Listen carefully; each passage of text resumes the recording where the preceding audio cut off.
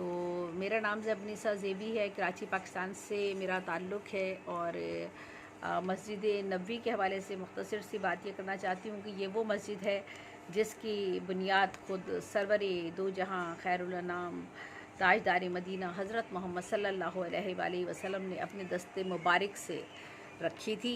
सैकड़ों खुदाओं को मानने वाली सरज़मीन पर अल्लाह की ये इबादत गाह को इस रहमतुल आलमीन ने अपने कांधों और सर मुबारक पर पत्थर और मिट्टी उठाकर तामीर किया था। इस मस्जिद के अहाते में इस्लामी हुकूमत की बुनियाद रखी गई। इस मस्जिद के मंबर से हक़ व सदाकत का ऐलान हुआ। इसी मस्जिद के दरवाज़े पर दोस्त और दुश्मन को गले से लगाया गया। और मदीना मुनव्वरा में मुख्तलिफ़ अक़ीदे की कौमें आबाद थीं, जहाँ आए दिन कोई ना कोई फितना सर उठाता रहता था। कबीले आपस में दस्तों गिरेबान हो जाते थे, खून की नदियाँ बह जाती थीं और दुश्मनी और आने वाली नस्लों को भी चैन से न बैठने देती थी।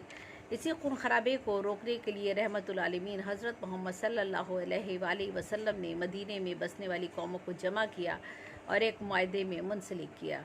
ये मुआहदा 52 दिफ़ात पर मुश्तमिल है, जिसका ख़ुलासा यहाँ मैं करती हूँ। लेकिन अभी मैं एक और मुआहदे का भी अभी थोड़ी देर बाद में ज़िक्र करूँगी, पढ़ूँगी। जिसका ख़ुलासा इस मुआहदे का ये था कि जिस फरीक के जो मुआहदात आपस में हैं, इनका एहतराम किया जाएगा और उन शराइत की पूरी तायीद की जाएगी जो उनके हलीफ होंगे। इनसे ताउन किया जाएगा और जो मुखालिफ होंगे उनसे कोई ताल्लुक़ नहीं रखा जाएगा। मुआहदे के तमाम फरीक अपने अपने मज़हब में आज़ाद होंगे। इस बारे में कोई एक दूसरे पर जबर ना कर सकेगा। इस मुआहदे को सियासी नुक्ताए नज़र से देखा जाए तो ऐसा मालूम होता है कि एक तरफ तो बकाए बाहम और मुत्तहदा दिफा का मुआहदा है, जिसकी रूह से शहरी मदीना एक हरम यानी सियासी वहदत या एक शहरी मुमलिकत करार दे दिया गया। इस मुआहदे पर मदीने में बसने वाली तमाम कौमों ने दस्तखत भी कर दिए और जब मदीने के गिरदोनवा में बसने वाले कबाइल को यकीन हो गया कि इस्लाम अमन व सलामती कायम करना चाहता है, तो उन्होंने भी इस मुआहदे पर दस्तखत कर दिए।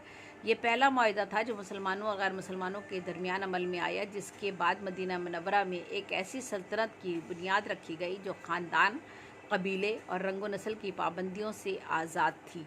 कुछ अरसे बाद इस मस्जिद के सहन से अज़ान का आगाज़ हुआ और सबसे पहले हज़रत बिलाल रज़ी ताला अन्हु ने अल्लाह के शहदाइयों को नमाज के लिए पुकारा।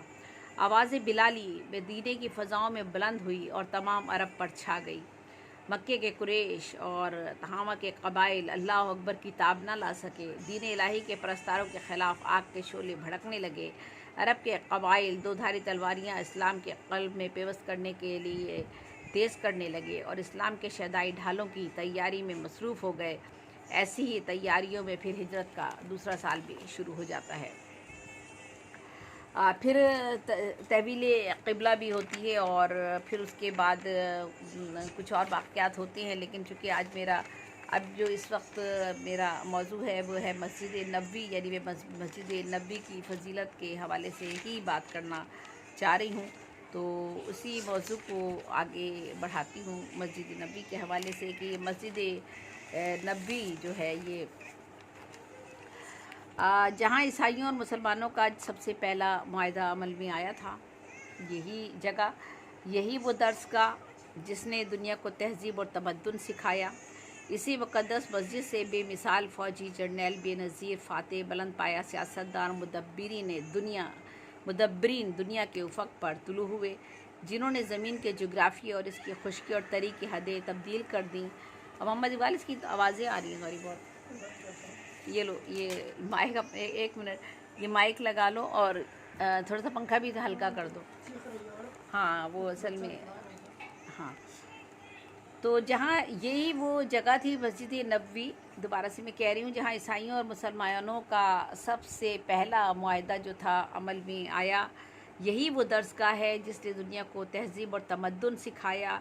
इसी मुक़द्दस मस्जिद से बेमिसाल फ़ौजी जर्नैल बेनज़ीर फ़ातेह बुलंद पाया सियासतदान और मुदब्बिरीन दुनिया के उफ़क़ पर तुलू हुए, जिन्होंने ज़मीन के जोग्राफ़ी और इसकी खुश्की और तरी की हदें तब्दील कर दी, जिन्होंने एक नई तारीख़, एक नई तहज़ीब, एक नए तमद्दुन, एक नए माशरे को रोशनास कराया।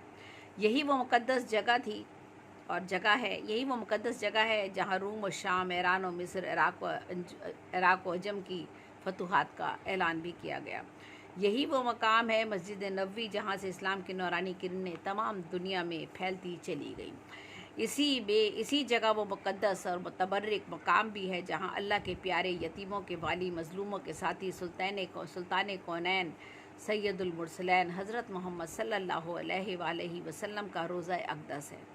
इस अजीम हस्ती का जो फ़ारान की चोटी पर नमदार हुआ, जिसकी किरणों में दाहिनी जानिब शरीयत इलाही का नूर और किताब मुबीन थी और बाएं जानिब क़याम अदल की मीज़ान, अल्लाह की रबूबियत की तरफ उसकी रहमत भी आम है। वो रब्बुल आलमीन है और उसकी राह की तरफ दावत देने वाला रहमतुल आलमीन और आशिकीन महबूब जो हैं वो हमेशा उस पर अपनी जान निसार करते रहेंगे।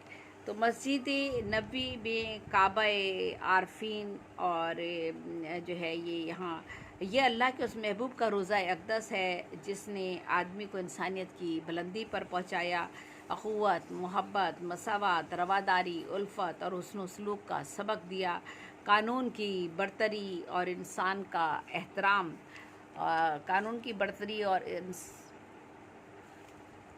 इंसान का एहतराम, औरत की इज़्ज़त, हाकिम की अताअत, कौम की दौलत, ज़मीन की मलकियत, माशरे की इज़्ज़त और इल्म की बसीरत के लिए कवानीन तैयार किए। इन शहंशाहों को अल्लाह के हजूर सरबत सुजूद किया जो हाथों में तलवारें लिए हुए थे और इंसानों पर खुदाई कर रहे थे और खुदाई के दावे करते थे। आपके पहलू में हज़रत अबू बकर सिद्दीक़ रज़ी ताला अन्हो हैं और हज़रत उमर रज़ी ताला अन्हो भी अबदी नींद सो रहे हैं। ये मस्जिद नबी ही है जिसे रियाजुल जन्ना भी कहते हैं। इसी मुक़द्दस मकाम पर महराब नबवी है। यही वो मकाम है जहाँ शहनशाह कौनैन सरवर कायनात हज़रत मोहम्मद सल्लल्लाहु अलैहि वसल्लम इमामत फरमाया करते थे। इसके इमामत फरमाया करते थे और इसके महराब व मंबर का अगर जिक्र किया जाए तो इसके महराब के करीब मंबर है जहाँ दाई हक़ वही इलाही की तर्जुमानी और इंसानी सादत और हिदायत के वाज फरमाया करते थे। और ये रसूलुल्लाह सल्लल्लाहु अलैहि वसल्लम के रोज़ा पाक और मंबर का दरमियानी हिस्सा जो है वो जन्नत का टुकड़ा कहलाता है। समझ लीजिए उसके बारे में जो उलमा इकराम हैं वो यही कहते हैं कि ये जन्नत का एक टुकड़ा है। मस्जिद नबवी का एक एक सतून अल्लाह की सच्चाई, अल्लाह की वहदानियत, अल्लाह की सदाकत का गवाह है। इस मस्जिद से अरब के सहरा नशीनों ने तौहीद, खिलाफत, तरीक़त और हकीकत का इल्म हासिल किया और यही वो अजीम दर्सगाह है जिसने दुनिया को तहजीब व तमद्दुन सिखाया। इसी मुक़द्दस मस्जिद से बेमिसाल फ़ौजी जर्नैल, बेनज़ीर फ़ातेह, बुलंद तरीन सियासतदान और मुदब्बरीन जो थे वो निकले, जिन्होंने ज़मीन के जोग्राफ़ी और इसकी खुश्की और तरी की हदें भी तब्दील की, जिन्होंने एक नई तारीख़, एक नई तहज़ीब, एक नई तमद्दुन और एक नए माशरे का रोशनास कराया, जिन्होंने ज़मीन के बसने वालों को खुदाए वाहिद का पैगाम पहुँचाया। यही वो जगह है जहाँ से रूम व शाम व ईरान व मिस्र, इराक़ व अजम की फतूहात का ऐलान हुआ। और यहीं इसी मस्जिद में इसी मकाम पर अहले सुफ़ा दीन की तालीम में मसरूफ़ रहा करते थे और इसी जगह कुरान पाक का दर्स भी दिया जाता था। यही वो मुक़द्दस मकाम है। मस्जिद नबवी की बात कर रही हूँ जहाँ कैसर व कसरत के दबदबे ने दम तोड़ दिया था। यही वो मुक़द्दस तरीन मस्जिद है जहाँ से इस्लाम की नूरानी किरणें तमाम दुनिया में फैलती ही चली गई थीं और 1400 साल से लातादाद मुसलमान रब्बे दो जहाँ के हजूर सरबसजूद होते रहे हैं और होते रहेंगे। मस्जिद नबवी का एक एक गोशा खुद अपनी एक तारीख़ है। वो तारीख़ जिसने इंसानियत को ज़िया बख्शी, वो तारीख़ जिसने इंसान को अख़ुवत और मसावत का सबक दिया, वो तारीख़ जिसने कुफ्र की तारीकियों को ईमान की रोशनी में बदल दिया। इसी मस्जिद के सहन से चंद बोरिया नशी उठे और अल्लाह के दीन की तबलीग के लिए दुनिया की ज़मीन की वसतों में फैल गए। लाखों इनकलाब आए, सैकड़ों शहनशाह बेताज हुए, हज़ारों फ़कीर ताजदार बन गए, अनगनत आबादियाँ उजड़ी, लातादाद शहर आबाद हुए, दुनिया के इन्हीं हंगामों में एक अल्लाह के परस्तार और ताजदार मदीना ख़त्मुल मुरसलीन काबा आरफीन हज़रत मोहम्मद अहमद मुश्तबा सल्लल्लाहु अलैहि वसल्लम के शदाई अहकामात कुरानी की रोशनी में अपने सपना सफ़र तय करते रहे। और इसी मकाम को देखने के लिए हर मुसलमान एक अपने दिल में आरज़ू रखता है और हसरत रखता है।